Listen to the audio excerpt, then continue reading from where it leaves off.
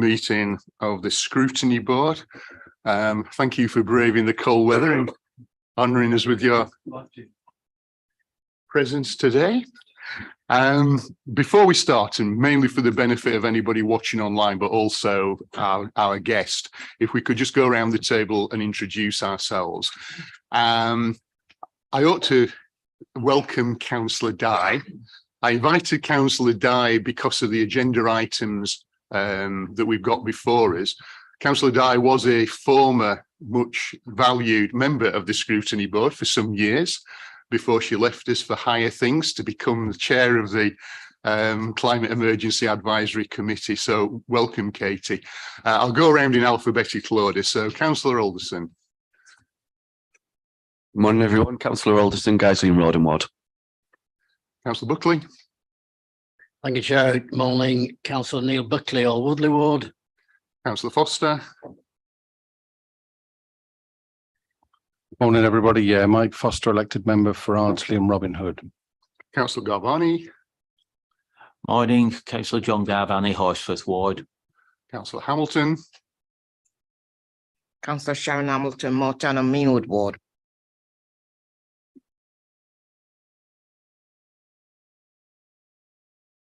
We had your apologies, but we're pleased to see you in person.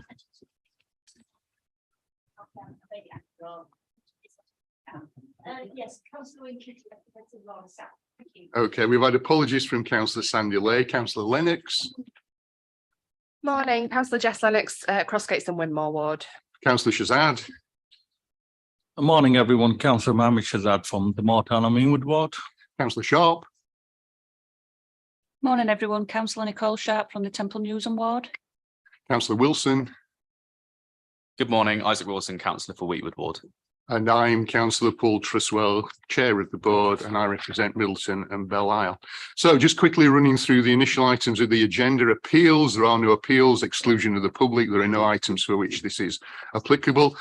Late items, there are no late items, but as I explained at our pre-meeting, agenda item 9, where we anticipated discussing a report that was due to go to Scrutiny Board on connecting Leeds.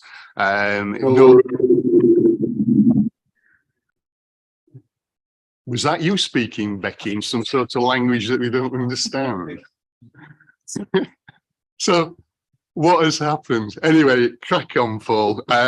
Basically, that report is now no longer going to Executive Board and therefore is not available for us to have a prior discussion. It will be coming back to us in due course, but when that might be, we do not know. Agenda item 4, declarations of interest. Can I ask any members who want to make a declaration of interest to do so now? I assume that as we're not aware of any, you don't have any to declare at this stage. Apologies. We have apologies, as I said, from Councillor Lay due to a family bereavement. And for agenda item 8, Adam Harvey, the author of the report that's before us, has also sent his apologies. So moving on to the minutes, my usual fashion, I will go through them page by page. Anybody want to raise any possible amendments or any issues arising from those minutes, please shout out. So, page 5. Page 6. Page 7. Page 8. Page 9. Yep. Thank you. Second bullet from the bottom, further information on the zebra scheme will be circulated to board members. I believe that was with regards to the breakdown of the funding. I beg your pardon if I've missed that, but I don't believe it's been sent out. Thank you. Thank you, Chair. Okay, Becky has noted that and we'll chase it up in her normal assiduous fashion. So if nothing more on page 9, all members of the board consent for me to sign these as a correct record in due course. Right, thank you. That brings us on to agenda item 7, the hydrogen compatible infrastructure. Before we go into this, I'd just like the officers at the top table and our guest, Mark, to introduce themselves, please. Hi, Polly Kirk, I'm the Chief Officer for Sustainable Energy and Air Quality at the Council. Mark Danta, Senior Strategy Manager at Northern Gas Networks. Neil Evans, Director of Resources. Okay, thank you. As the report indicates, we discussed this matter briefly at a previous meeting and asked for more information. And indeed, we've got it. And I think we probably got far more information than we anticipated, but in a very good way. So without further ado, Mark, I think you've got a presentation for us. Becky is operating the slides, so what could possibly go wrong? There we go. Mark, over to you. Okay, thank you, Paul. Yeah, asked to give an overview of where Northern Gas Networks and the gas industry are with the conversion of the networks to hydrogen. So just as an introduction, I mentioned my name, but I've been involved with hydrogen at Northern Gas Networks since 2017, shortly after the Leeds Citygate report was published. So if you can move on, please. Next slide. Okay, so that's the timeline that we've been working at with Northern Gas. As I mentioned, 2016, we did the Leeds Citygate report to see if it was feasible to convert the gas network to hydrogen, which proved at a high level it was. And since that time, we've been working on various different research projects, looking at the safety evidence required. So in 2018, we kicked off the H21 project, phase 1, which looked at the safety of the assets in the network. We then moved on to phase 2, where we built various different test sites down at the HSE's laboratory site down at Buxton. We also built a test facility up in Cumbria at RAF Spade Adam, where we built a mock network. And so phase 2 was looking at the asset side of things, at the network side of things, and seeing if we could use the same techniques we used for maintenance and et cetera going forward. Since then, we've been engaged with BEIS, and we are currently working on the next stage, which is the village trials, which we're aiming for 2025. And we're actually started working on the town trial as well, which is aimed to be 2030, but I'll give them a bit more detail in the next following slides. Next, please.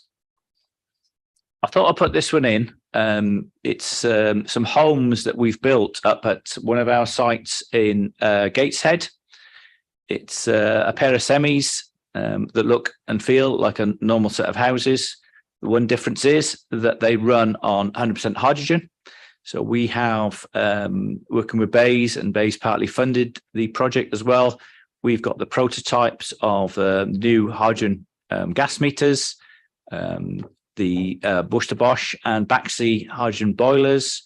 We've got a freestanding cooker. We've also got a hydrogen hob, as well as fires. So if you've got the next one, please, Becky.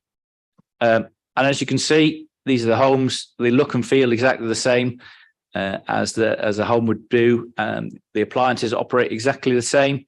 We've been running these for over a year now, and we've had over 2,000 visitors to these homes. And that's open to anybody, both in the industry and general public. You'll see there's a email address there. If anybody does want to go up and see those houses, you can book a visit. But most people go away kind of, I wouldn't say deflated, but unimpressed, because it is exactly the same. The only slight difference you'll probably see with it in terms of the cookers, instead of being a blue flame, it burns an orange flame. But other than that, cooks the same, and the lady looks after it as baked and does all sorts of cooking in those appliances. Okay, next, please. Thank you. So I mentioned about the village.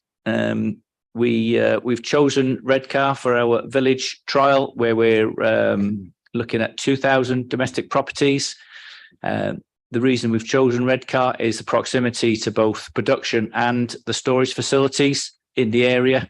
We're working quite closely with BP, EDF and the like for their new green hydrogen production plants, which we're going to use, as well as repurposing some of the salt caverns in the area for storage of hydrogen to enable us to have a resilient supply during that trial. We're on with it at the moment.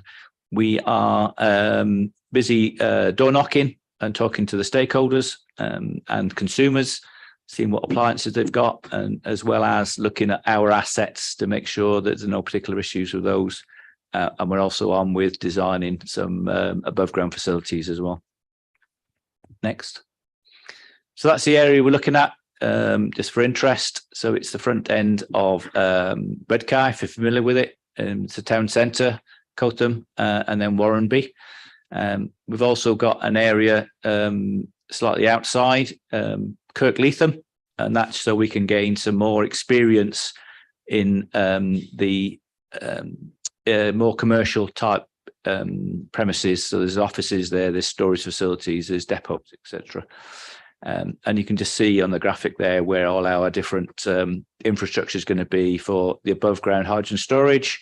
We've got some storage bullets.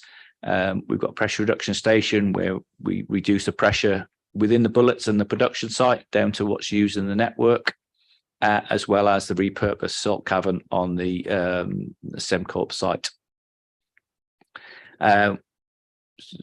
Just to finish off, there's currently two currently two village designs in progress.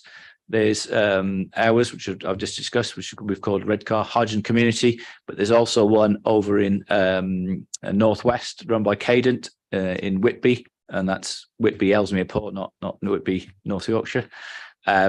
So we find out in middle of next year which one is successful, because BEIS are only funding one project. So, and then to go live in 2025.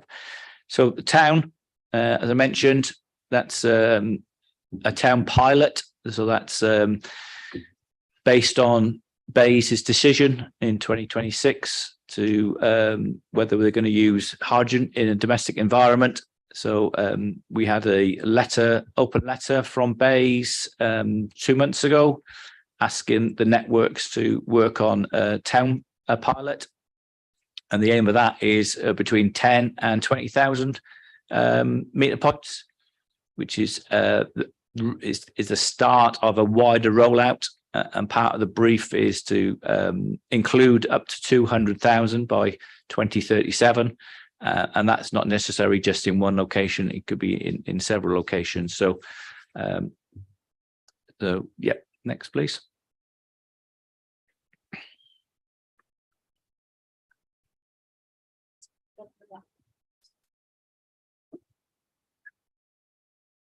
So in terms of the town, let's looking at, in terms of the town locations, we're currently looking at potentially 3 locations.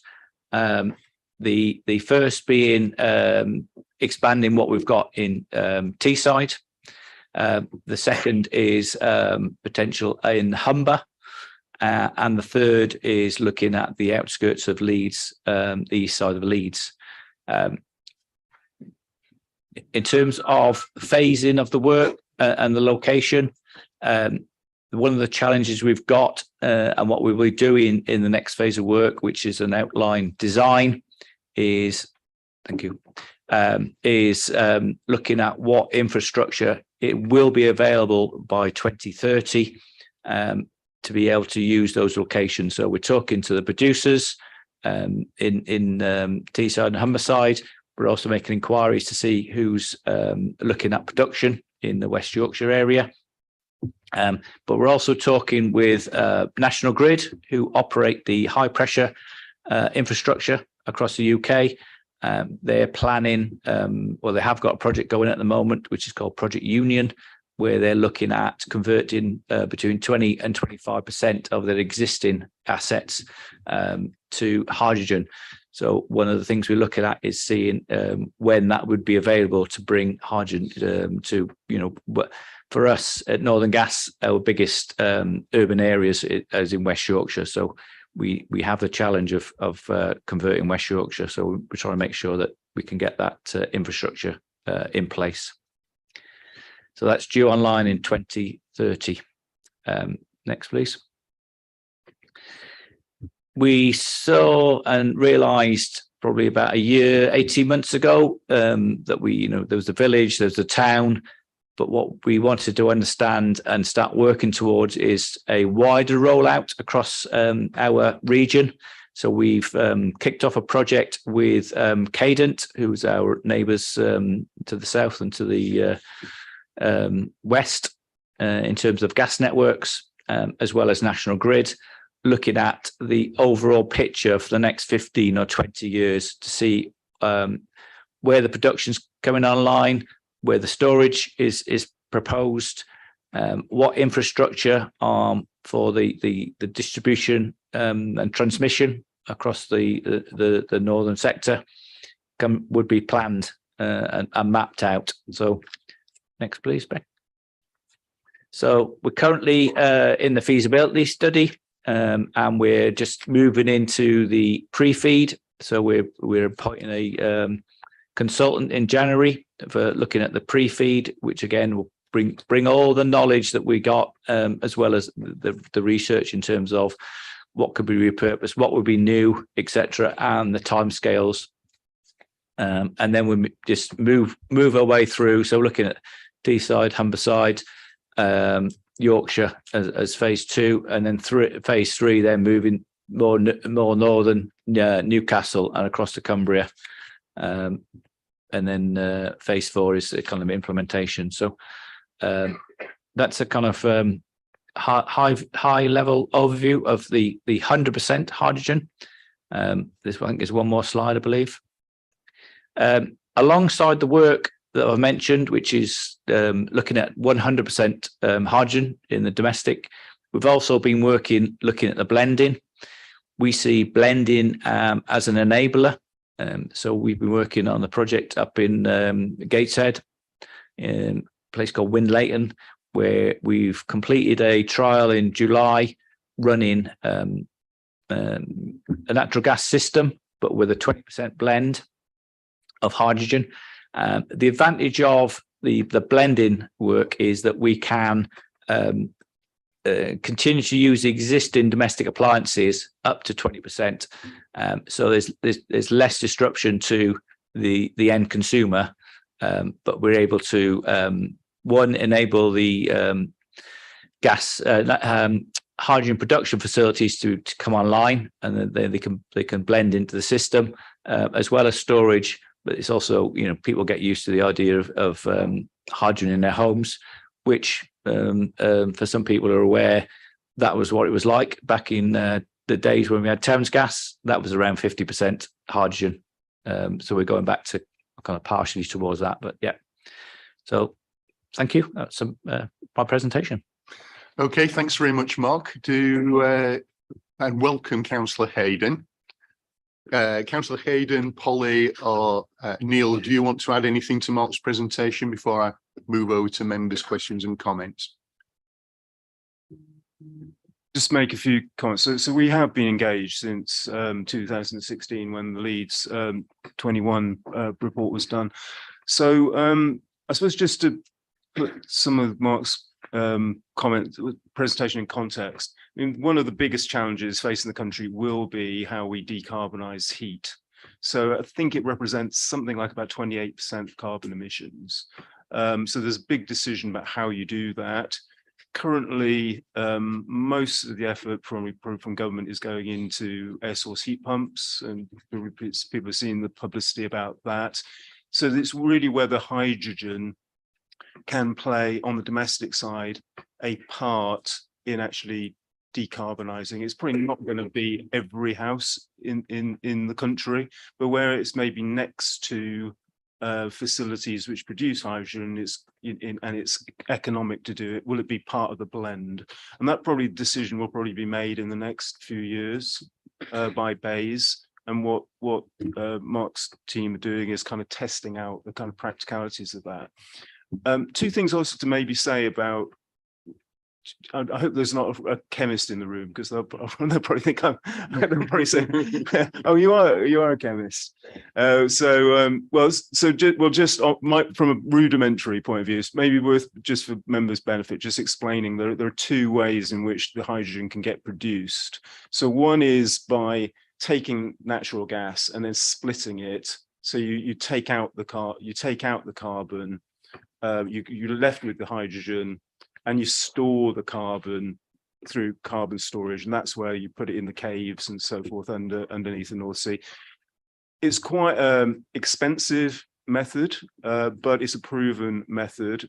It's already done in Teesside, and that's the basis on which things are currently being produced. The other method, which is perhaps more expensive at the moment, is using electrolysis to just split water effectively, oxygen and hydrogen, and you just create the hydrogen out of that. And I suppose the long-term vision for the industry is seeing whether actually excess renewable energy, so when the wind is blowing, the sun is shining, and it's more, and you've got more energy than you actually require at a particular time, it's quite difficult to store that. So they're looking obviously at things like battery storage and so forth. But another option may be actually to produce hydrogen, and actually then actually use that as a means. And I think probably as probably even 7 or 8 years ago, that one was seen as being a bit more of a remote possibility, but with the way that renewables have gathered, that becomes maybe a more realistic kind of proposition.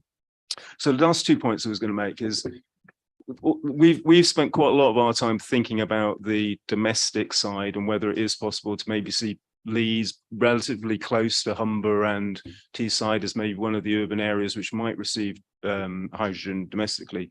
But there are probably 2 other things which could possibly be applied to. One is that there are very high usage industrial uses sometimes, so you actually need a lot of power for certain types of activity. And there may be an opportunity to look at some of our manufacturing in the area and see hydrogen as an actual alternative to that gas supply. And then the other area which Mark briefly mentioned is whether there's an opportunity for hydrogen to be used for transport purposes. So, for example, there's the long distance HGVs where actually maybe not practical always to use the electricity for those things, but also we won't probably electrify the whole of the rail network. That'd probably be too expensive. So are there opportunities to run things like hydrogen trains on parts of the rail network too? So all of these applications, they're pretty much, some of it's in its infancy, but we're already seeing some practical applications of it already. It is an emerging area. It's useful, therefore, for Scrutiny to have an early look at it. It will, frankly, be developing across the course of this next decade, I think, as you can see. I'll leave it there. Thanks. Okay, thanks very much, Neil. Helen, Polly, anything you want to add at this stage? Sorry, Mark. Yeah, sorry, just add to that. Yeah, exactly that. We are using green hydrogen for the village. But the other one is regarding transport. We're in discussions with BP at the moment, looking at a potential site in Leeds for transportation. So there's quite a lot going on transportation as well.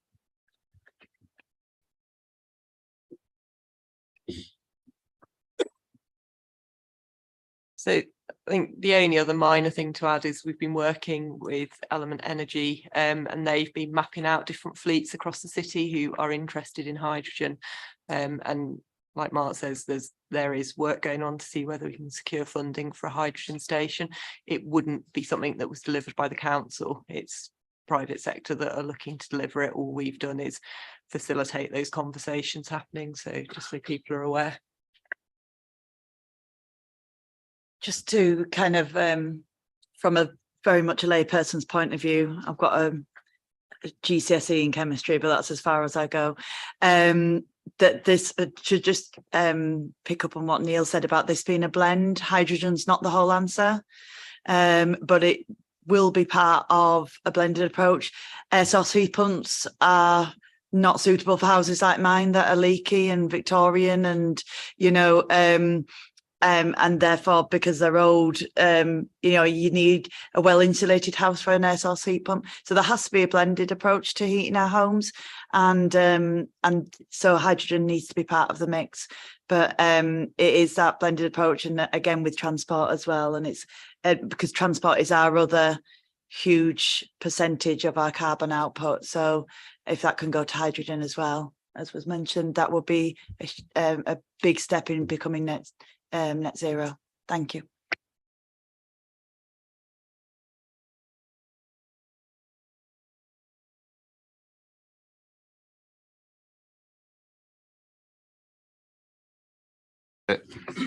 Sorry, you can probably hear me without it, but people at home can't.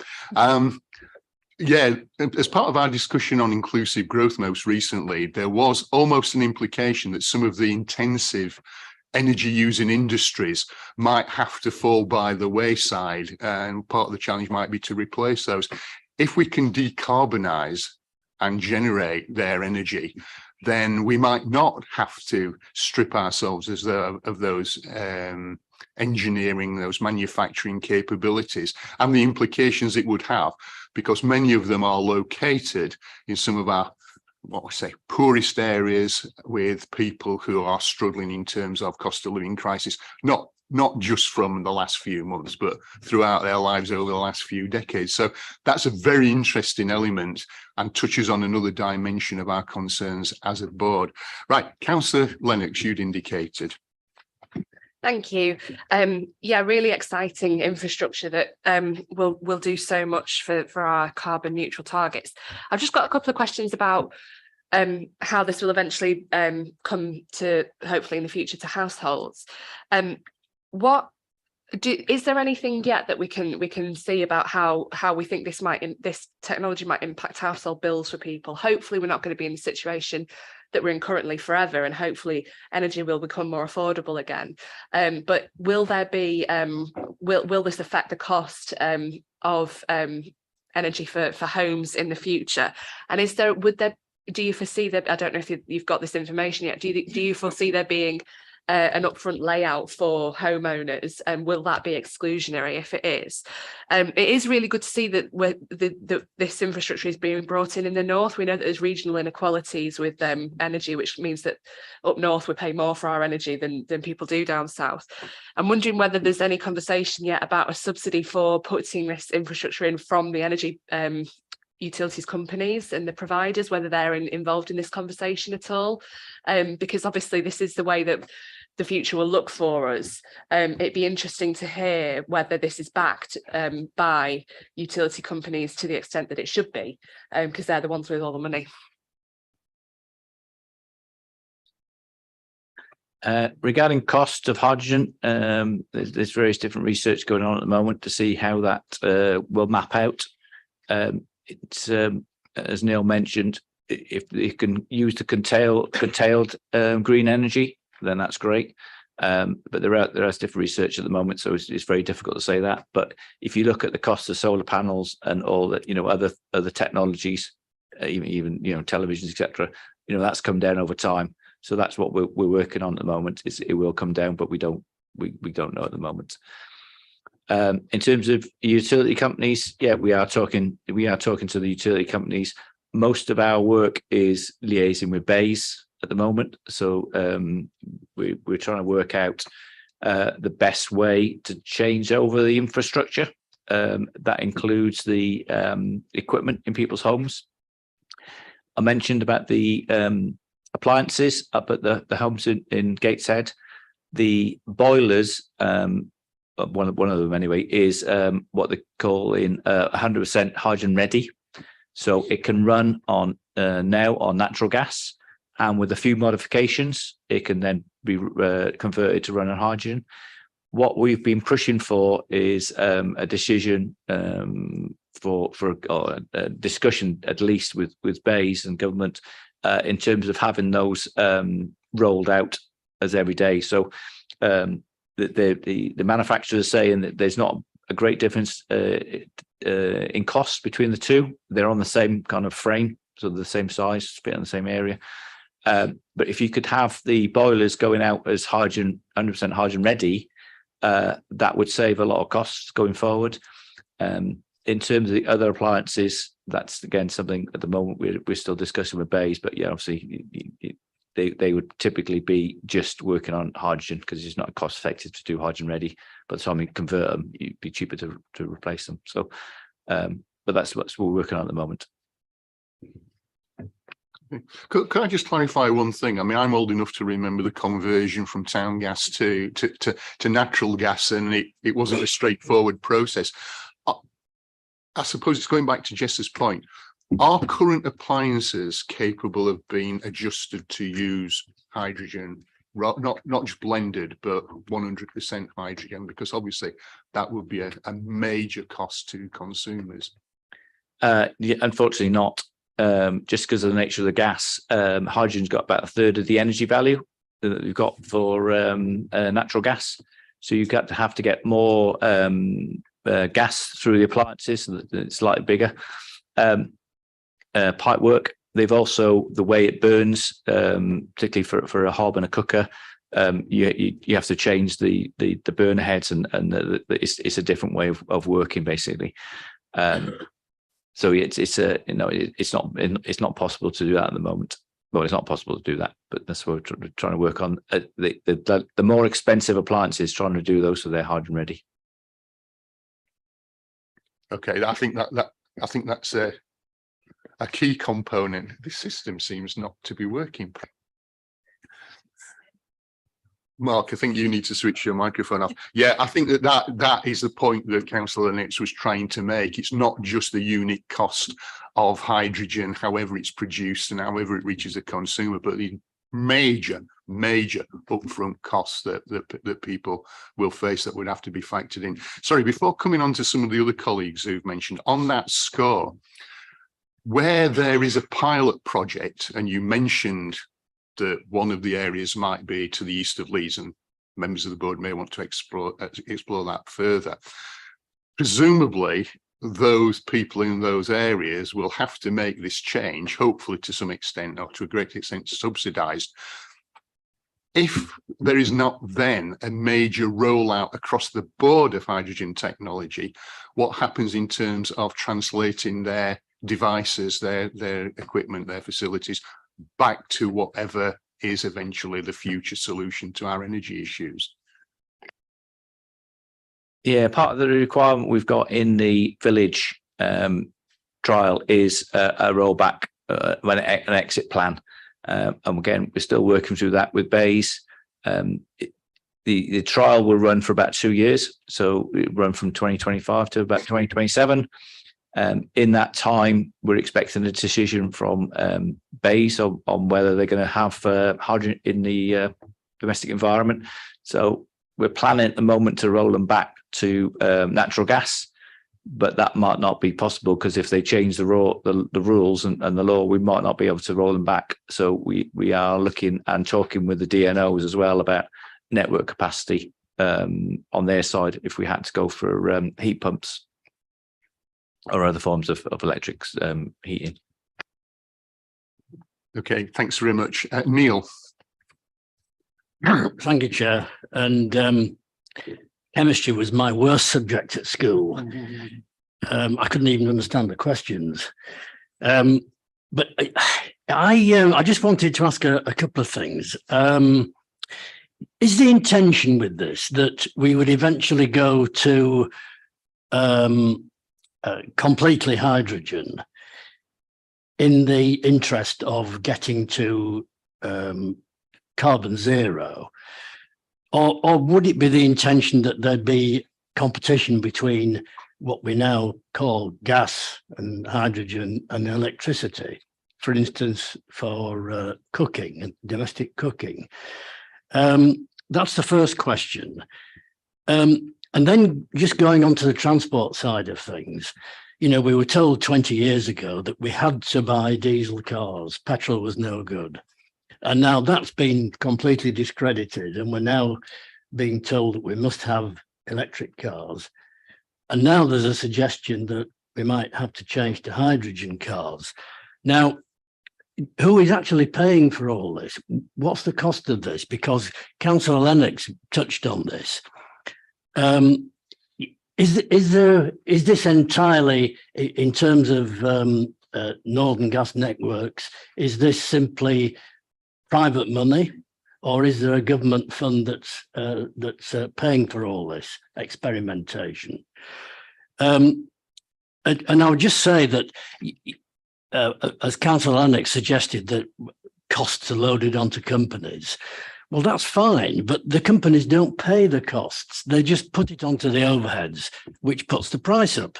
And I'm just worried that at the end of all this, is the consumer going to be actually paying more for whatever kind of power that they want than they are doing now? Okay, just go back to the first part of your question about natural gas and hydrogen. Were you saying about the conversion between the competition between natural gas and hydrogen, or hydrogen and electricity? Well, any particular, for instance, if you went to a showroom today, you could buy a gas cooker or an electric cooker, couldn't you? And presumably you would then have a hydrogen cooker. That was the competition I was thinking about. Oh, okay. Yeah. Well, that'll be exactly the same. And Neil's mentioned and others have mentioned it. Hydrogen isn't the solution to everything. There's been a few reports out looking at the best options for particularly domestic heating. There was an EUA report earlier this year that looked at what would be the best form of heating for the different types of properties. And as was said, the older type of properties, the heat pumps are not ideal because of the way that they work. They look at a constant heat, whereas hydrogen would be better. So we see it as a network going forward. There'll probably be more people on heat pumps and electric heating than there is now, which is fine. It's not a winner takes all. It will be like a hybrid solution. The other question was regarding funding. At the moment, a lot of our innovation funds comes from Ofgem. So we, as gas networks, we get a certain percentage that we're allowed to spend on innovation, but that is supplemented. So we, as NGN and the others, we have to put in a minimum of 10% of our own money for that research. Yeah, and was that the third part to the question? It was just my fear that eventually, because of this perceived rush to carbon neutrality, the consumer will actually end up paying. So poor people in poor areas will pay more. Is that it? Because from what you've just said, is Ofgem, which is public money, are paying you to do this experiment. Is that right? It is, but it's built into our regulatory. So it's all set out for 5 years within the regulatory period.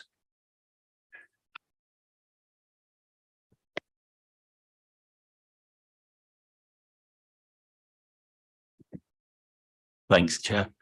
Some of my questions have been covered, but a couple of things throughout there.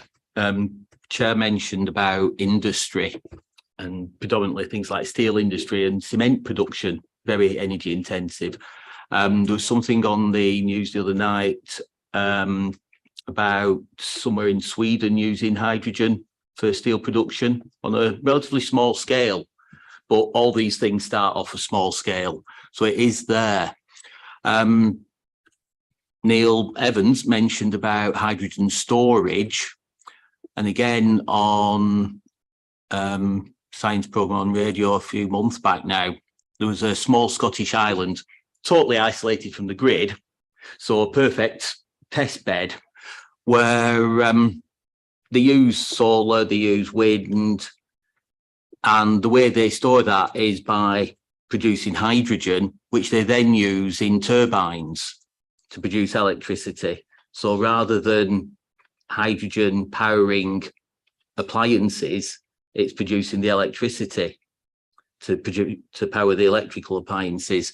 So has that been looked at for some of these things, like you said, Neil, about not electrifying the rail industry, but use hydrogen to produce that electricity, and you're still getting the carbon neutrality there, or reduced carbon.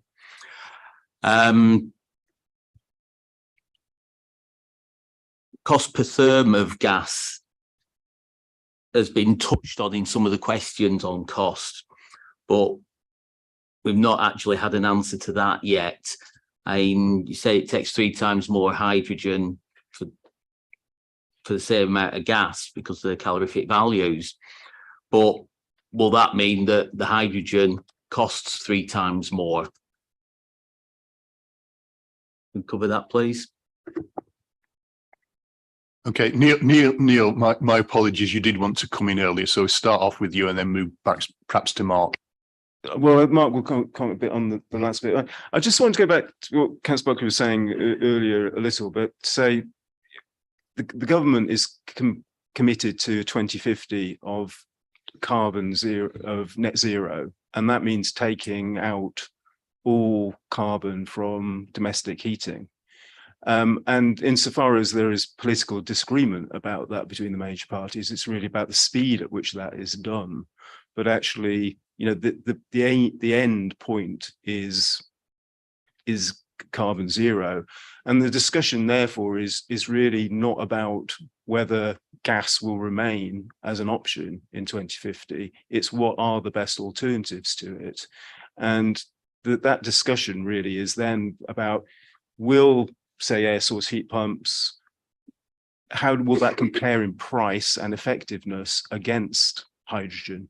And I think probably the conclusion that's being reached at the moment is hydrogen won't be cost effective across the whole of the country, but it may play a part. But those are the alternatives. Now, the issue around cost is it may well cost more, but clearly the alternatives of 4 degrees increase to the climate are also massively expensive.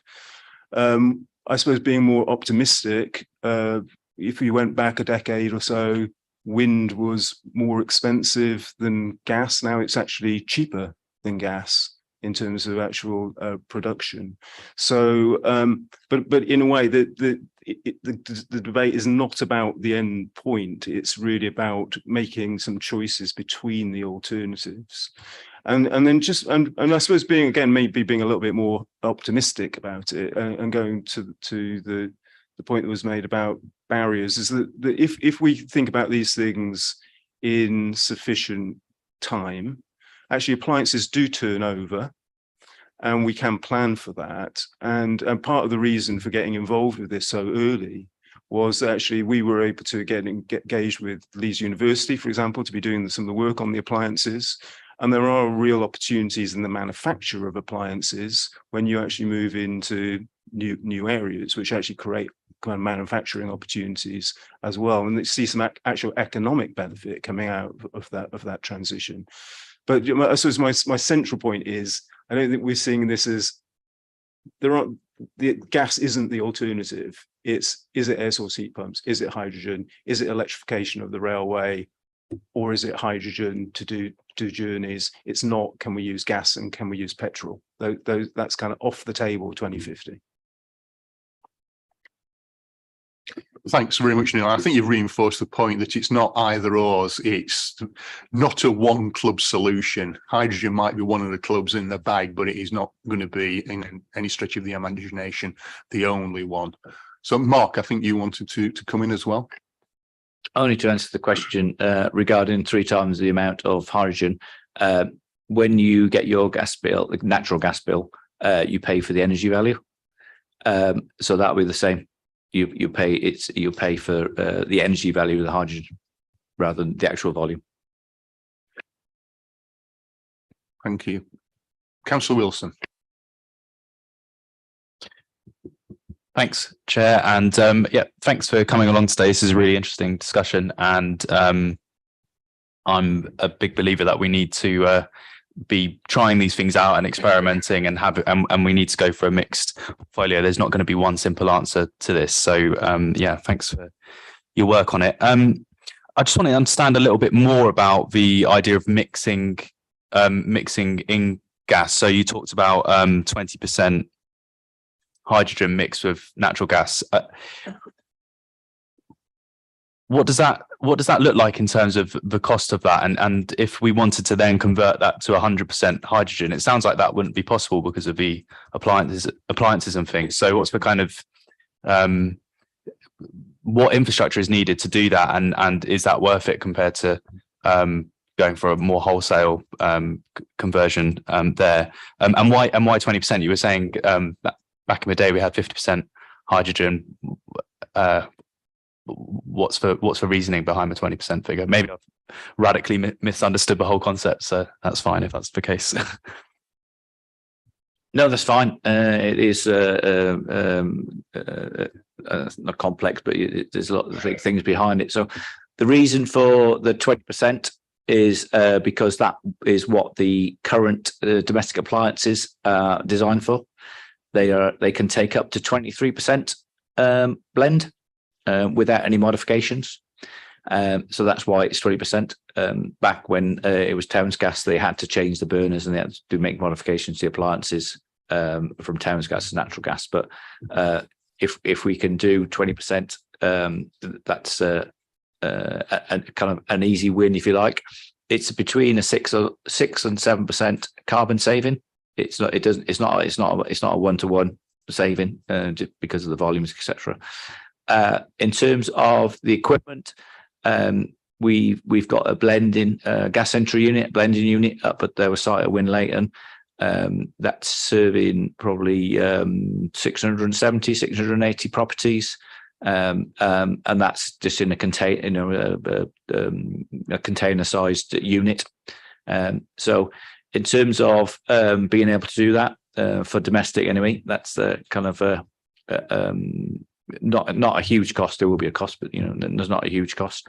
The challenge is that some industrial users can't take the 20% blend. So even though the domestic can, some of the industrial can't, particularly some of the ones that were mentioned earlier in the steel and particularly the refractory uses.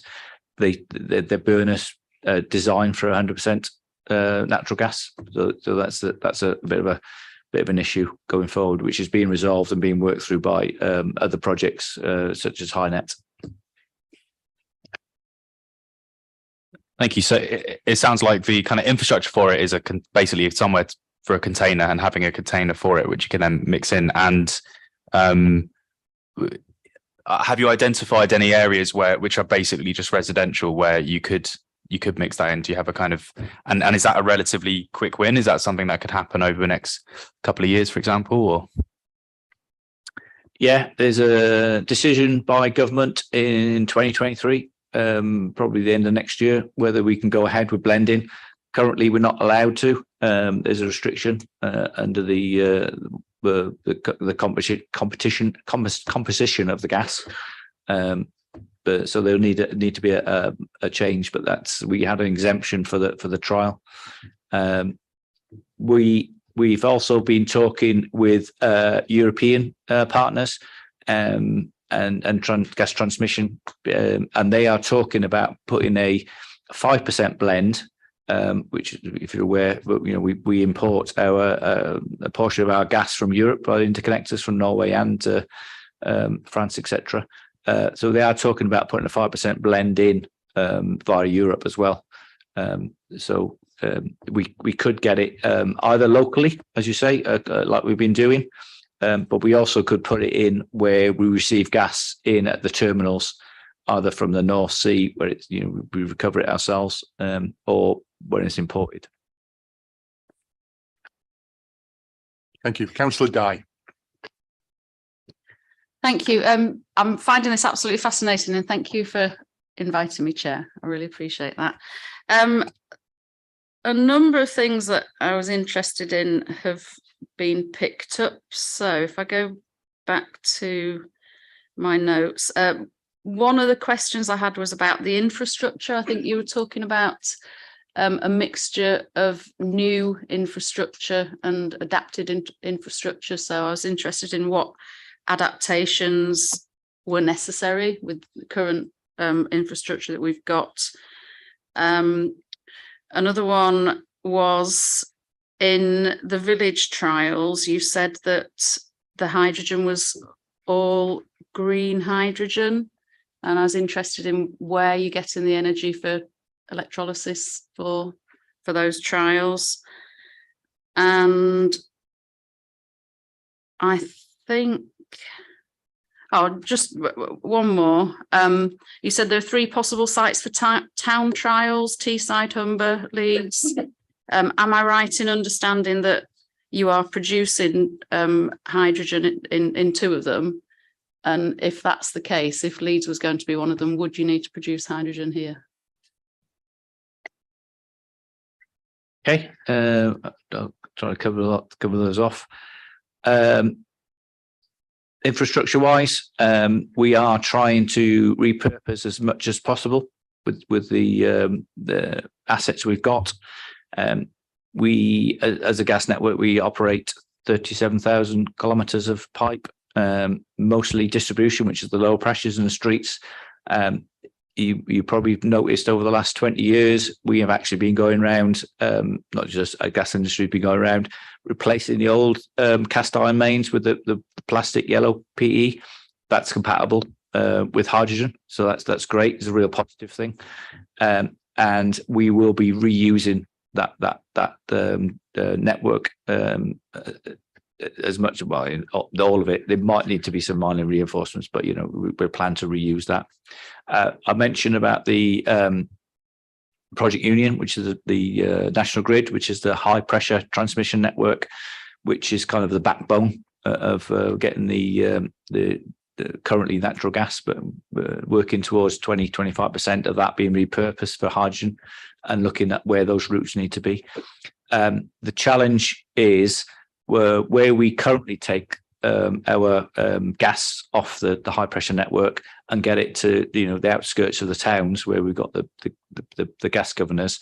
That infrastructure is dedicated to natural gas, so we'd have to put in some additional connections from the national grid system to where we need it at the outskirts of the towns or cities. So that's the kind of infrastructure. But we are trying as much as possible to reuse all the investment that's been over typically 100 years, some of the gas networks. But yeah, so mentioned about the use of green hydrogen in the village. EDF, one of the key suppliers, they've got offshore wind farms, and they're doing exactly what Neil said earlier. They're planning to use the constrained electricity produced from those to use on our trial, which is why we're looking at above ground and below ground storage, so that we can smooth out those peaks from production. But we also have peaks in demand as well. So we have a morning and an evening demand cycle, as well as a seasonal. So 5 times as much gas is used in winter as it is summer. So we need to kind of smooth all that out. Yeah. And my other one about the 3 town trial sites. Yes, we are looking at the main 2 we're looking at as Teesside and Humberside, which is, say, as you rightly point out, is production. Leeds, we're keen to do Leeds, and that might be later in the town. So when I mentioned about 10 to 20,000, that might be, for instance, in Teesside, but the further 200,000 rollout might be in Leeds, for instance, and that's where we link in with National Grid for repurposing their high pressure pipeline, so we can actually get it transported down to the outskirts of Leeds. And the pipelines we're looking at are on actually the east side of Leeds, which is why I'm going to mention that area. But that depends on their timing, as well as some other researchers going on. But we're as I mentioned, the biggest urban area we've got as a network is West Yorkshire. Could I just pursue you a little further? Because obviously there will be public interest, and we've got the media here, and it's important that everything is put in the clearest possible context. when you talked about the town pilot briefs, you mentioned the 3 areas, including Leeds. Those locations are going to be submitted in January, which is almost upon us. So will Leeds be included in that, or going back to your comment of a few seconds ago, is that likely to be something that is for the future and for a larger, perhaps, pilot scheme? Yeah, we have to put a proposal in, as you say, for January into Bays for funding for this project. The first phase is an outline design, which will run from April through till April 23 to March 24. And that's where we'll be looking at the 3 different options in terms of what production, what storage, what infrastructure, what end users there are, both domestic and commercial and industrial. So that's kind of next year's project. We'll be actually looking at what is the best option, looking at the kind of infrastructure we're going to need as well as the end use. Okay, thank you, Mark. Councillor Shazan. Thank you, Chair. With the hydrogen, with my limited knowledge of chemistry, it's very highly flammable, and when you've got it in properties, it's odorless, and you can't even smell it, and it's got no colour to it either. What would we do in those houses to detect a leak? Because obviously it catches fire a lot quicker than the other gases. So how safe are we? And obviously looking at current threats in the world, you got the hydrogen storage tanks. How safe would they be? What would we do to make sure that they're secure? And what would be the impact of any sort of technological attack that can be done nowadays using computers and other systems on such storage tanks? Yes, you're right. It has a wider flammable range, but natural gas obviously is flammable as well. We already add an odorant to natural gas because natural gas is odorless as well. So we'll be doing exactly the same for hydrogen. We'll be adding odorant to that, so you'll be able to smell that. So you kind of the first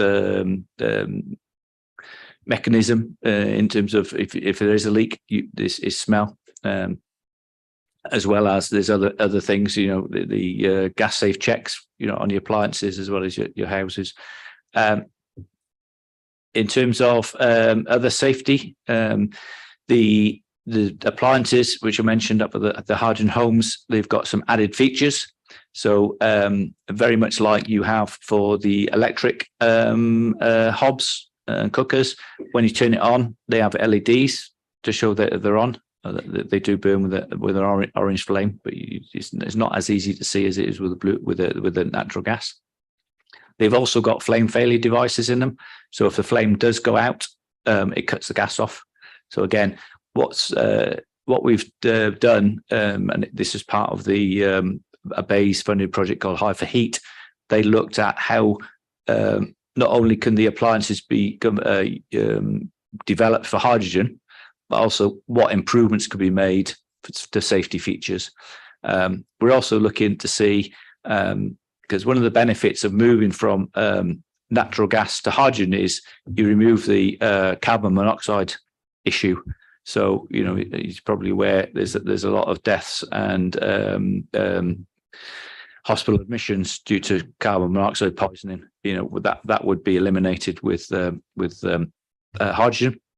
But we're looking whether, instead of having a CO monitor in house, you have a hydrogen detector, just as a means of detecting any potential leaks if there are any. So would these hydrogen appliances be more expensive?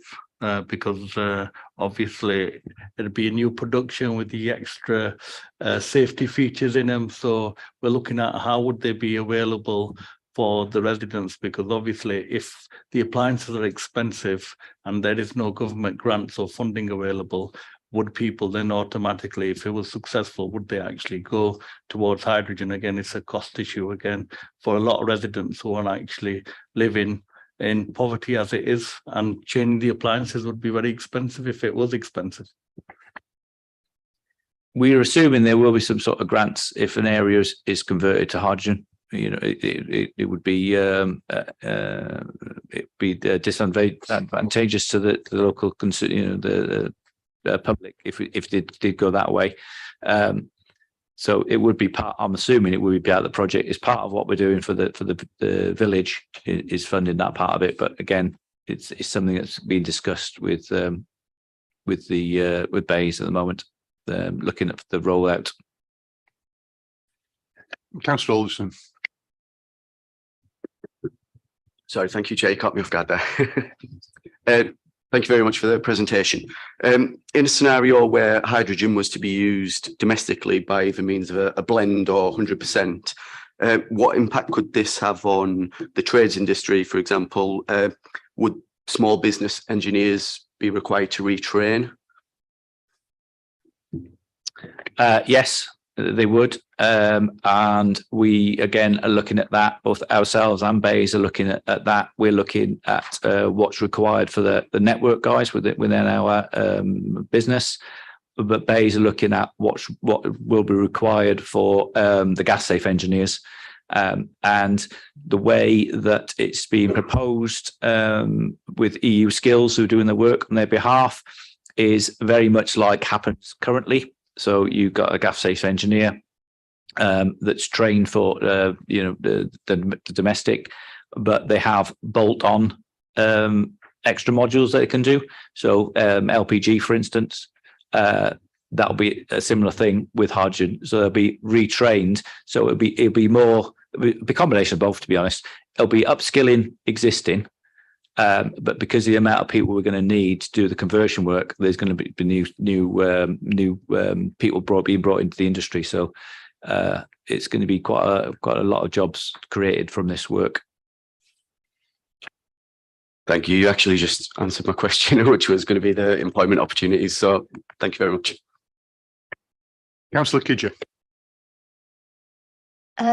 Yeah, very interesting this. Can I just ask about the storage above ground? You know, we used to have the horrible, I think they called them gasometers. You know, what is going to be sort of the storage? Thinking about, yes, all right, it's all right in a new area where you're doing a village. But, you know, like if you say it came to Beeston or Morley, you know, the storage, is it going to take a lot of room up? We're currently in design work for some of that work. You're right. Going back in the back, there used to be gas holders, you're right, gasometers in all the city centres, and they've been decommissioned, or a lot of them removed. We'll be looking to kind of the outskirts of areas, but we're still working on what that looks like. There's also industrial and the old gas sites as well. But yeah, there's they'll be stored in bullets at slightly higher pressures than they were in the gas holders. But there are rules and regs around what you can store and how you store it. There's the COMA regs. So we obviously we'd have to comply with all the regulations in terms of where they're located and what pressures, etc., they'll be stored at.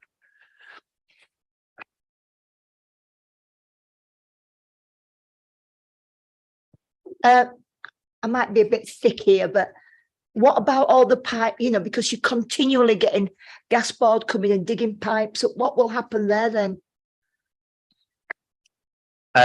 Well, the current proposed plan is that the mains replacement programme, which is the work that's been going on, is a 30 years programme. They're actually this year's 20th year. So the plan is to get all that work completed by 2032. So that all that work's mapped out, and once it's done, it's done. We won't be going back and replacing the mains that have been put in with plastic, because there's 270,000 kilometres in the UK. Councillor Foster.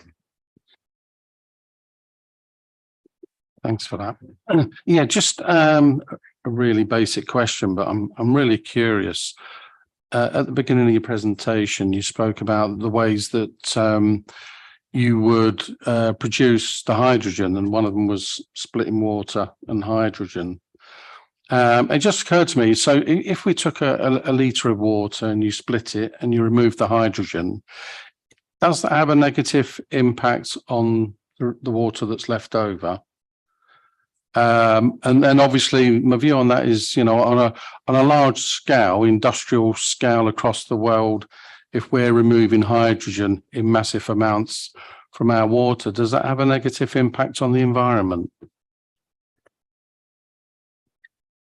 When you split the water, you actually end up with hydrogen and oxygen. The oxygen actually is a very positive byproduct. Because that can be made up into medical grade oxygen. In terms of for that particular thing, there's no byproducts. You know, as in the water is used. We'd have to, you know, the locations of these sites are typically going to be near rivers and the like for locations.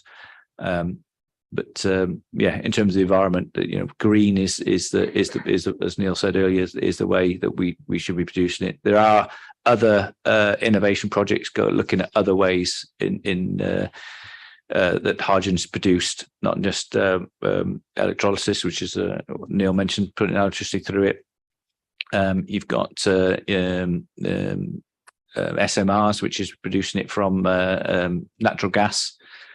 Steam methane forming, but there's also pyrolysis as well, which is extremely high temperatures, and you end up, instead of being a carbon dioxide that in a gas form that then needs to be stored, it produces it in a solid black format.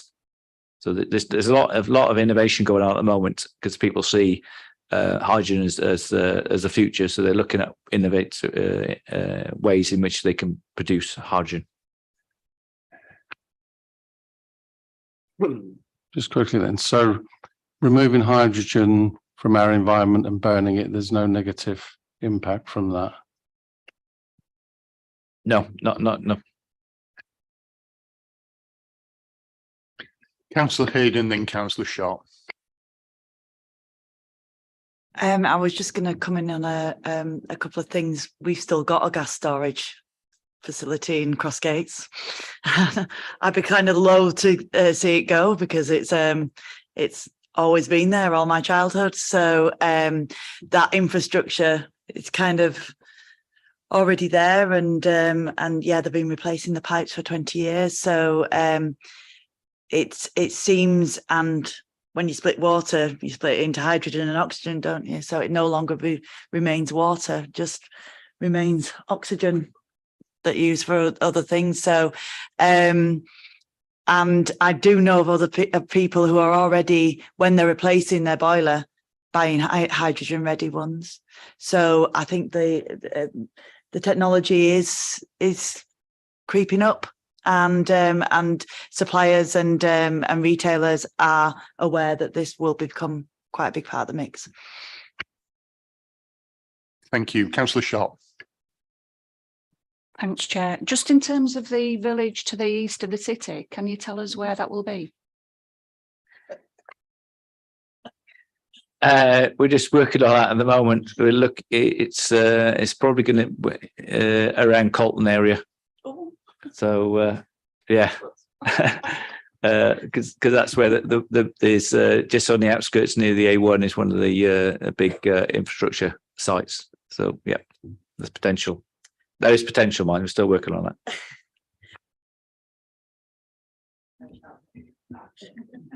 Okay, thanks very much for that. Well, I've got no further indications unless there are any last minute moves from members to ask further questions.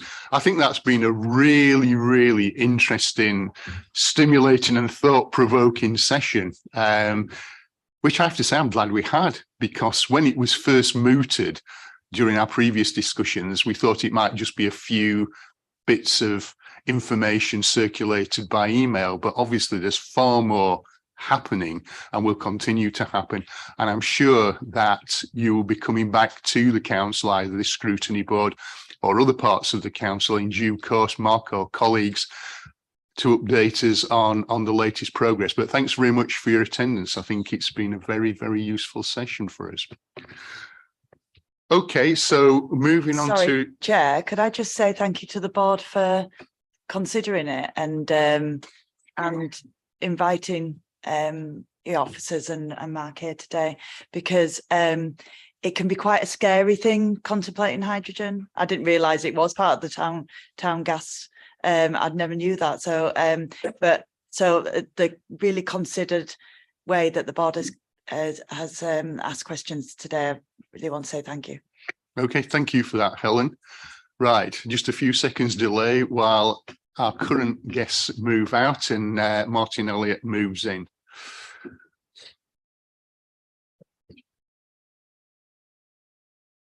No, well, it's up to you. It's up to you. Welcome, Martin. As you can see, one or two members are taking a natural break for the purposes of topping up their beverages. I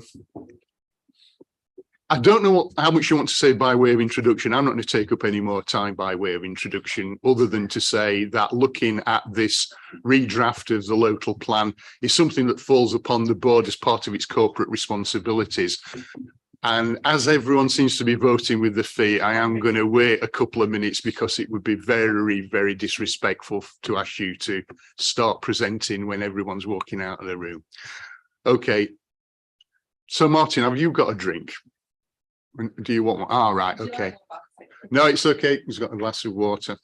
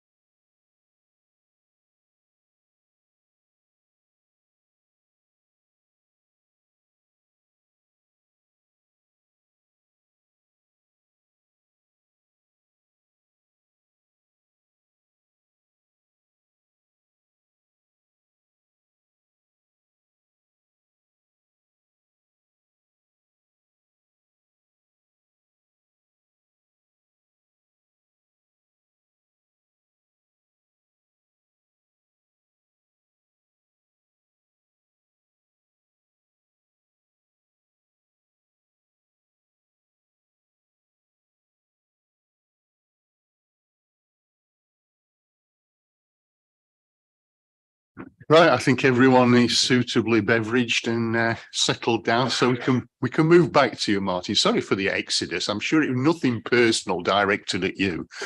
As I say, doesn't need much of an introduction. This is part of our corporate responsibility to look at any changes to the local plan. I think it's very welcome in a number of respects. But Martin, do you want to make a few introductory comments? And Helen, if you want to add to them, please feel free to do so once Martin's finished. Yeah, thanks, Councillor Trustwell. So I'm Martin Elliott. I'm the head of strategic planning for those that haven't met me before, and I won't focus in on the detail of the document, but maybe talk a little bit about where we are in the process.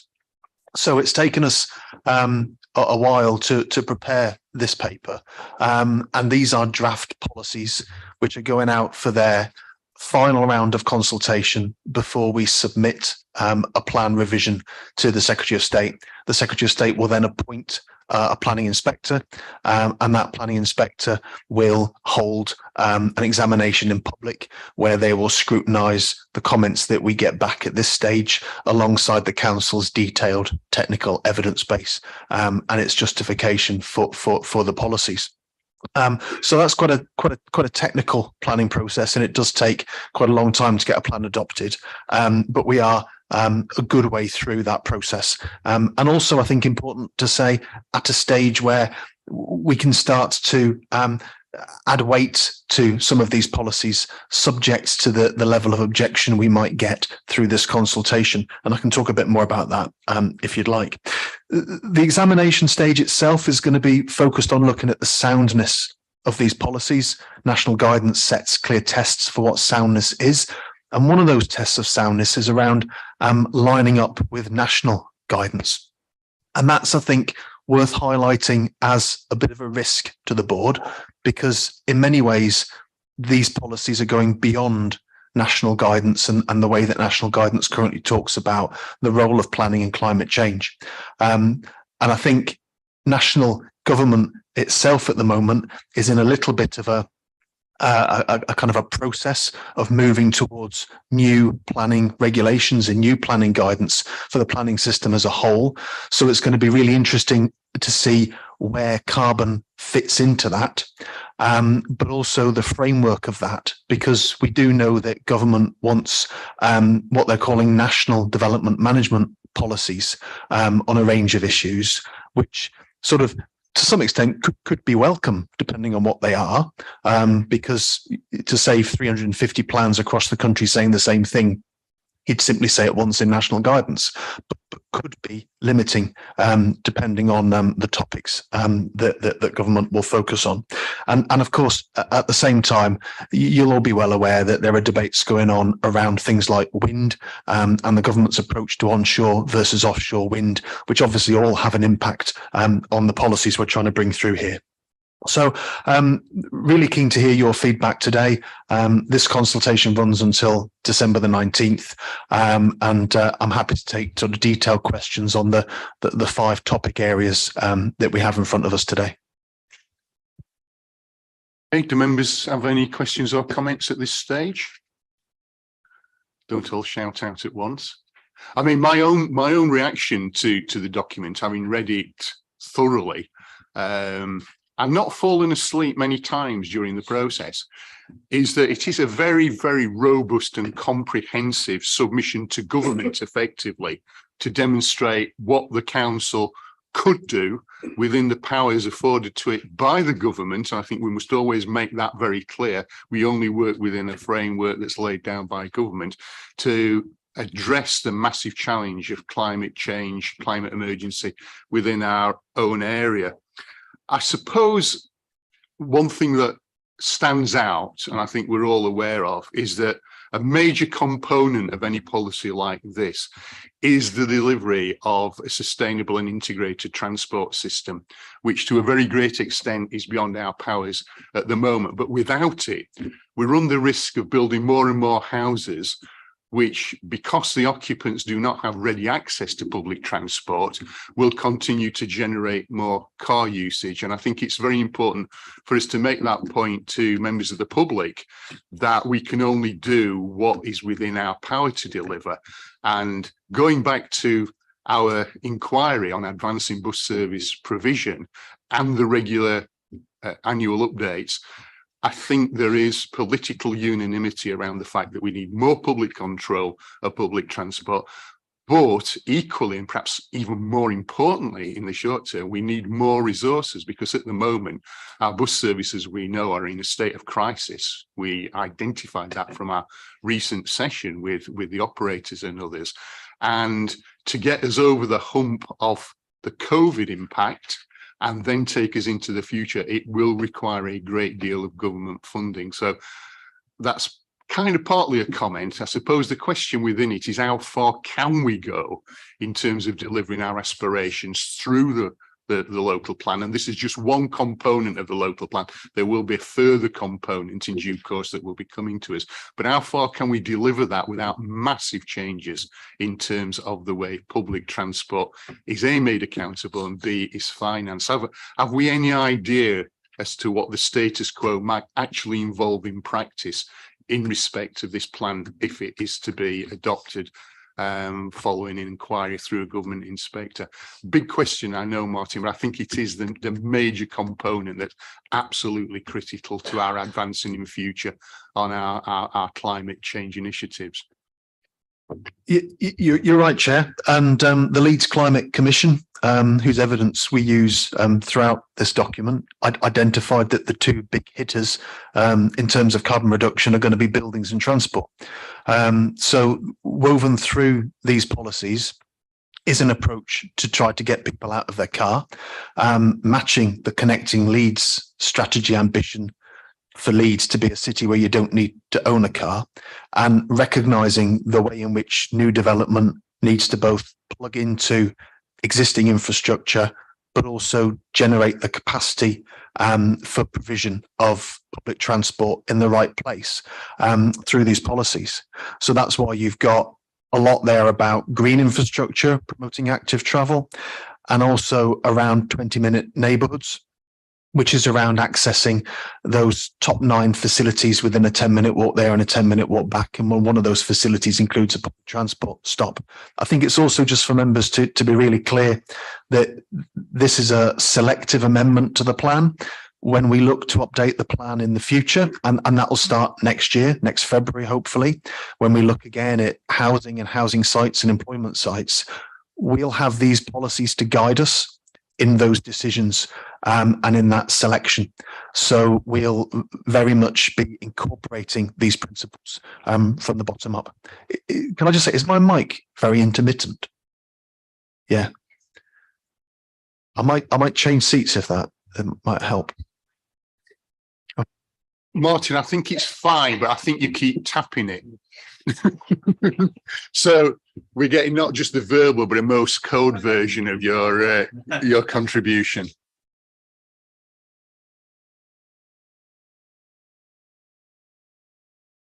I'd finish, Chair. Yeah, that's fine. Okay, I don't know if there are any other questions. Just going back to the presentation we had a few minutes ago, ending a few minutes ago, about hydrogen. I think part of the policy, unless I've misread it or misremembered, is that new properties will not be allowed to install gas boilers. And of course, that then shuts out the possibility in terms of properties coming on stream from whenever this is adopted, hopefully when it is adopted. So I think we need to bear in mind that that will be a limitation on the rollout of the use of hydrogen as well, because presumably, even if a developer says, well, you know, we are providing a hydrogen compatible boiler, that won't be sufficient mitigation to override that particular element of the proposed policy. If I just come in that first, yeah, that's government policy for 2025 that no new builds will have a gas boiler. I know that the new builds that we're building at the moment and have been completed at the moment in terms of council housing have hydrogen compatible boilers going in, so they're future proofed. But yeah, I mean, it will have to be around kind of more electric and those sorts of ways of heating your homes, new homes from the future, and a materials first approach that you won't actually have to heat it that much because it's built properly and to not to passive house standards, but you know, getting there.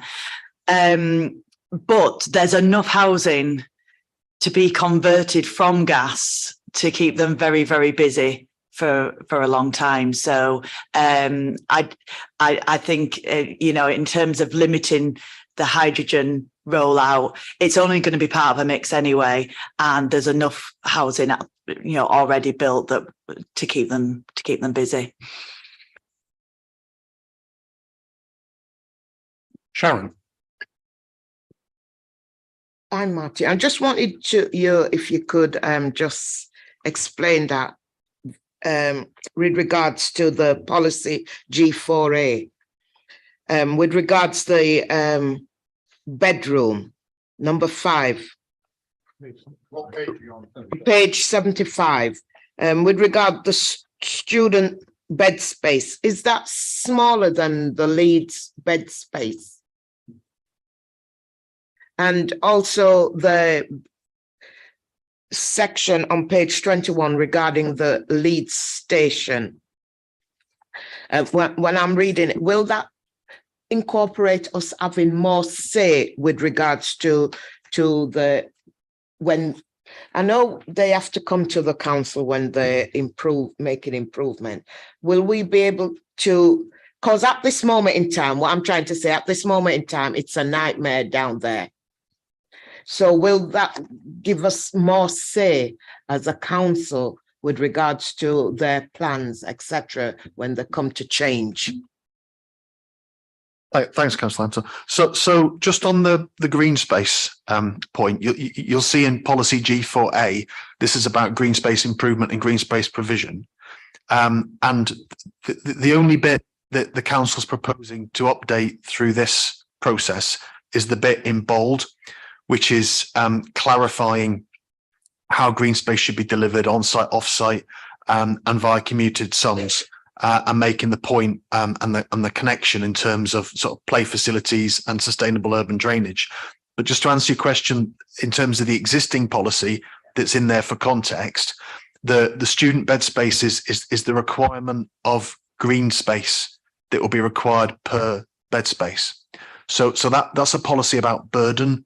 So new people in new housing bring burdens to existing green space. This is just calculating how we work out what that burden is in terms of new green space, but that's already in the plan. And just on the Leeds station policy, that's very much a policy around design and access, so that the council can control the sort of the connectivity of the station and its role in terms of sort of anchoring other sites around that part of the city. There'll be a separate process which won't involve planning, where the council will be liaising with Network Rail in terms of the implementation of other parts of that improvement. Okay, no one else is indicated, so I'll move on. Oh, sorry, Councillor Dye and then Councillor. I wasn't going to make any comments on the actual plan. I think I've done that in different areas before, but just on the consultation, feedback from lots of groups and individuals that I've talked to with a kind of a climate hat on is extremely positive. People see it as ambitious and welcome it. And I just wondered if you had any feedback about how you feel the consultation's gone from the events that you've done, or any feedback from online responses. Yeah, thanks, Councillor Dye. At this stage of a consultation, it's always a bit difficult because most people tend to submit toward the end. So I think we've had about 150 responses so far, but we do have indications that there are significantly a lot more people that are going to submit a response to us.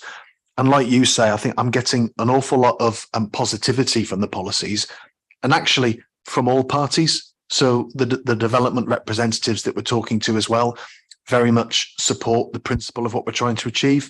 But because there's quite a big cultural shift in some of these policies in terms of the way that the development industry do business, not just in Leeds, but across the country, some of this is quite hard for them to A, get their head around, and B, think about in terms of implications on viability and costs, particularly at a time where actually, because of wider sort of economic uncertainty, those costs are also front of their mind at the moment. So we're having conversations around this being a long-term strategic policy to last us for the next sort of 18 years, not just now. So thinking beyond that. But in general, it's been very positively received.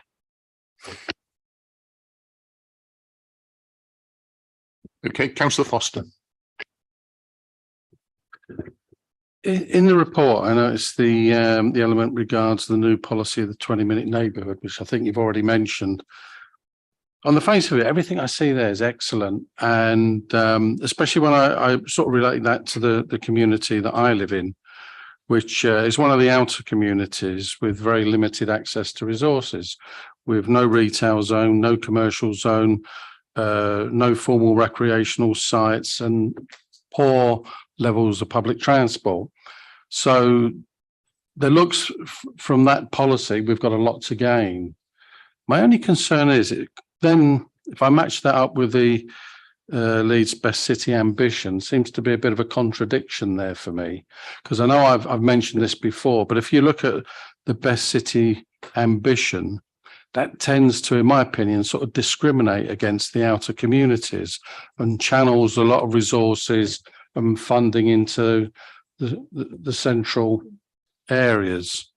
So how do we reconcile that, where you've got a new policy coming in that says there should be lots coming my way, but I know the Best City ambition seems to deflect that and stop the council from investing in my community? Yeah, thanks for that question. It's a really important one, because we need to understand that the ambitions around 20-minute neighbourhoods have to necessarily be limited. We can't make everywhere in Leeds a 20-minute neighbourhood because we don't have the tools to do that. We're not in control of the doctor's surgeries. We're not in control of the shops. We're not in control of all the facilities that we need. We are in control of some of them. So those that we are in control of, like parks, and our influence in terms of public transport stops, this model and this approach to spatial planning will of course be relevant to individual services investment plans moving forward. But a lot of that's about marrying up those facilities against capacity and critical mass in terms of the number of people that can actually use these facilities to sustain them. The second thing to say is that the 20-minute neighbourhood approach offers us not only an opportunity to think about where the best places to locate future growth are, given that they're already well served by facilities, it gives us an opportunity to say, well, if we were to have further growth in some parts of Leeds that aren't well served by facilities, can and should that growth bring with it those facilities that those places are missing? So you therefore create that 20-minute neighbourhood using new development as an investment.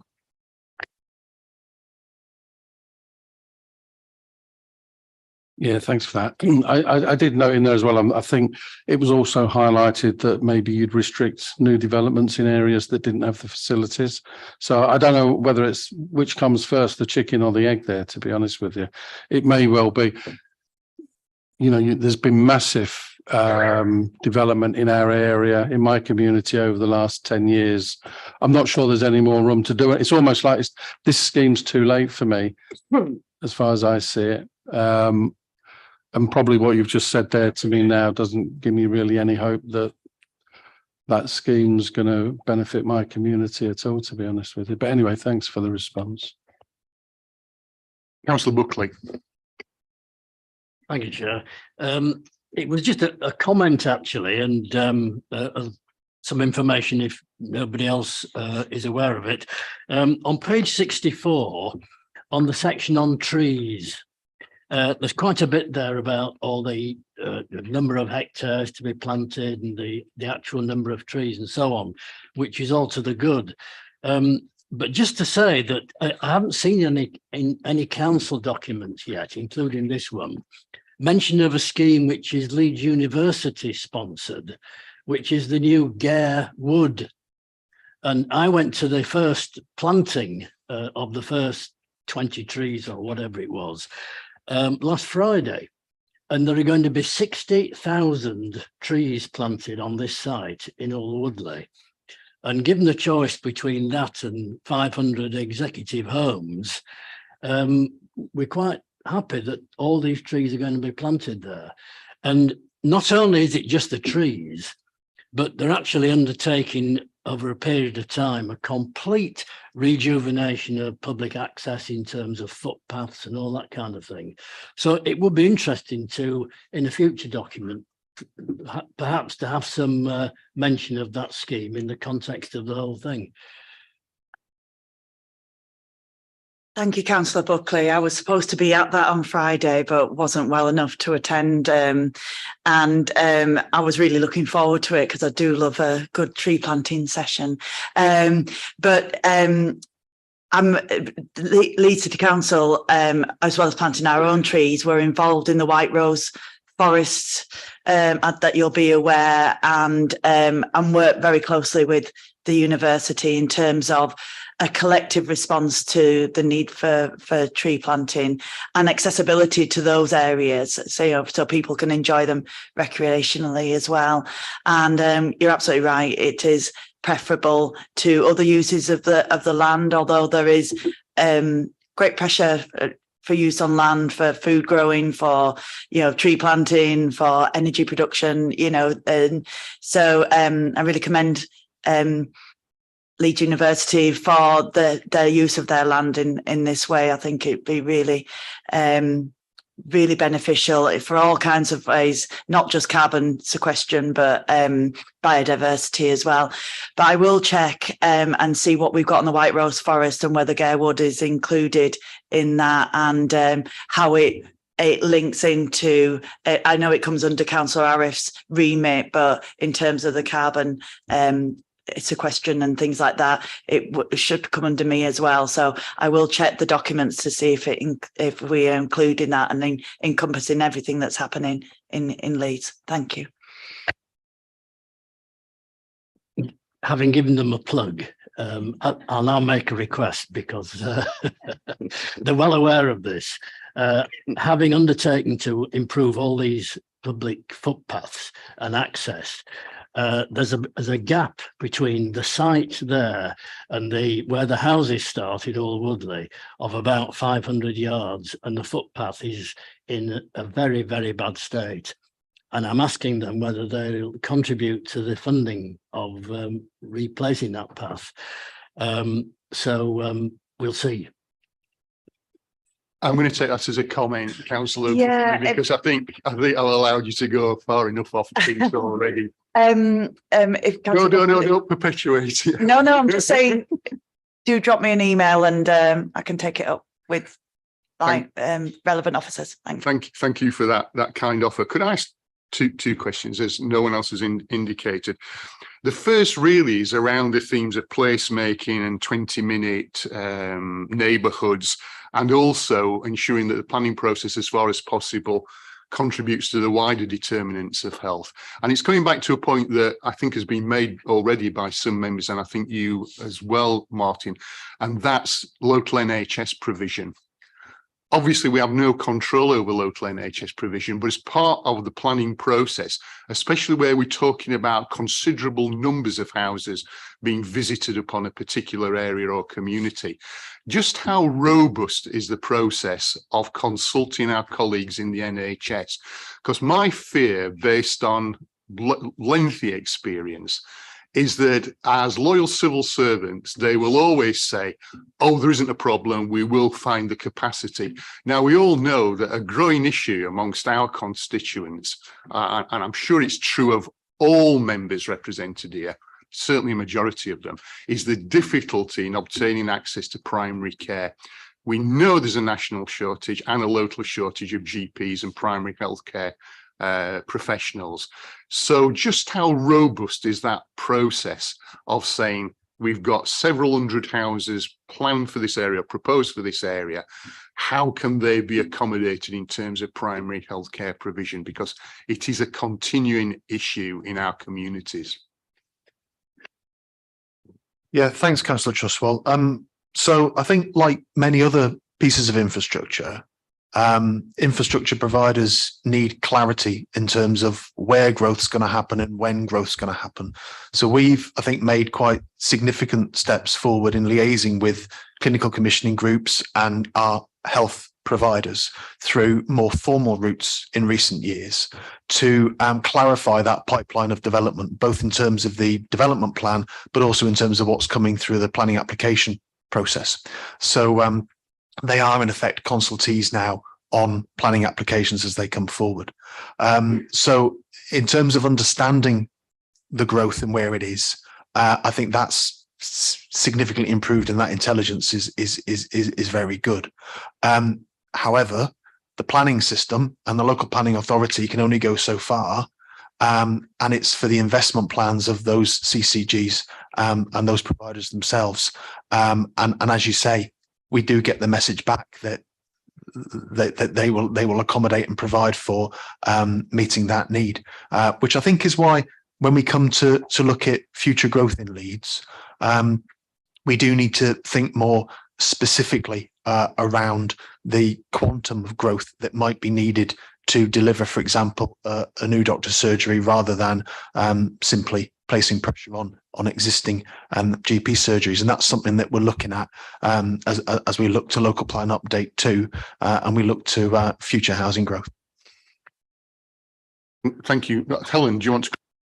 Yeah, just, I mean, I'm thinking about the East Leeds extension at the moment, and I know that there was a working group specifically set up to look at the medical provision and GP provision, and that health had been involved very, very early on. And that shift to placemaking, when you have got that capacity of an awful lot of houses and therefore people and residents coming on stream, and that forward future planning, I think is really quite exciting in the East Leeds extension. And you know, we included health very early on so that they're not bolt on to the existing very stretched services that we've got in East Leeds at the moment. So, and that, and the primary school is planned, and, you know, a medical centre as well, and putting it in very early where you have got that capacity with future developments, and considering placemaking rather than just building houses. All based on a road and those cycling and walking and vehicle provision that comes first, I think is a real step forward, and what should have been happening anyway. But I'm hopeful that it will happen properly in the East Leeds extension. Okay, thanks very much, Helen. I mean, I think the issue, and I think the point I'm making is that the NHS is on its knees at both primary care and secondary care level, and you cannot conjure health professionals, be they GPs or practice nurses, out of thin air. And yet we're placing more and more demands. And it's not our fault as an authority or as a planning authority. It's just the fact that there has been insufficient workforce planning. But it is a tension, and there is already a major tension, as we all know from our experience. My final question goes back to transport. And in the past, we've raised the issue of developers' contributions to the impact of their developments as far as transport is concerned. And we went through a period, and I don't know whether this is still the case, of letting developers simply make a contribution via buying everybody in the new development a bus pass. And of course, that was nonsense. It helped to subsidise Wyker or Metro as it was, but it didn't actually promote the use of public transport because there was no public transport connection. Are we being a little bit more sophisticated in demanding as to what developers' contributions to mitigate transport issues are, or are we still kind of wedded to this element of bus passes? I think for the purposes of this document, Councillor Trustwell, the issues are probably a bit more strategic than that. And setting out the ways in which we expect new development to be located to take advantage of public transport.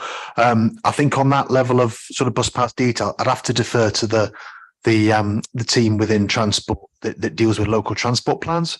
So I'm quite happy to get an answer back to you on that as to whether or not that remains a key means of dealing with new development as it comes forward. But certainly, we're not relying on that at a strategic level in terms of planning in Leeds.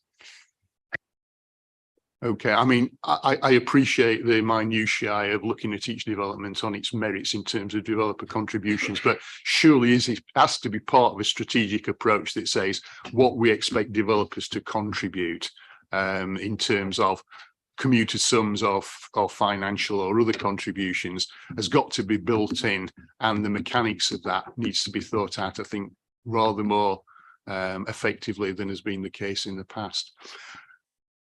I've not seen any other indications, so we'll bring this agenda item to a close. Helen?